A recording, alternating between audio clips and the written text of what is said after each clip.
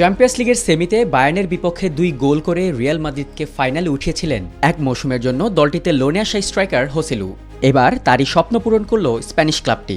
Qatari club Al গাফারা থেকে পাওয়া আকাশচুম্বী অফার ও হোসেলুর মধ্যে বাধা হয়ে দাঁড়িয়েছিল এসপানল। সেই এসপানল থেকেই হোসেলুকে কিনে একই দামে সঙ্গে সঙ্গে কাতারের ক্লাবের কাছে বিক্রি করে তার ইচ্ছে পূরণ করল রিয়াল মাদ্রিদ। এসব যেন কৃতজ্ঞতা বোধ থেকেই করেছে বিশ্বের সেরা ক্লাবটি।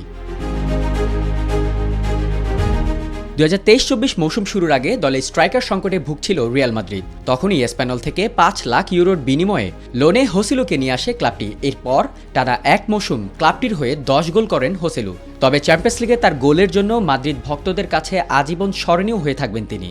সেমিতে বায়ার্নের বিপক্ষে পিছিয়ে থাকার সময় বেঞ্চ থেকে নেমেই শেষ মুহূর্তে 2 গোল করে মাদ্রিদকে ফাইনালে তোলেন হোসেলু। এরপরই কাতার থেকে তার কাছে আসে স্বপ্নের অফারটি।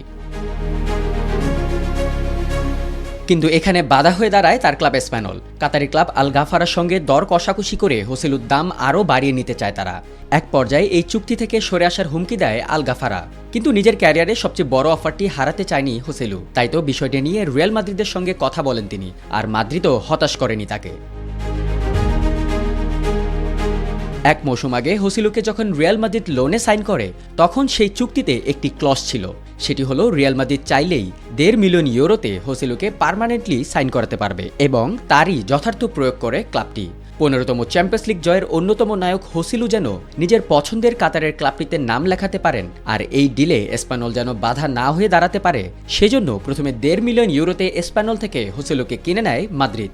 এতে হোসেলুর যেমন ইচ্ছে পূরণ হয়, তেমনি আবারও প্রমাণ হয় খেলোয়াড়দের প্রতি রিয়াল মাদ্রিদের কৃতজ্ঞতাবোধ।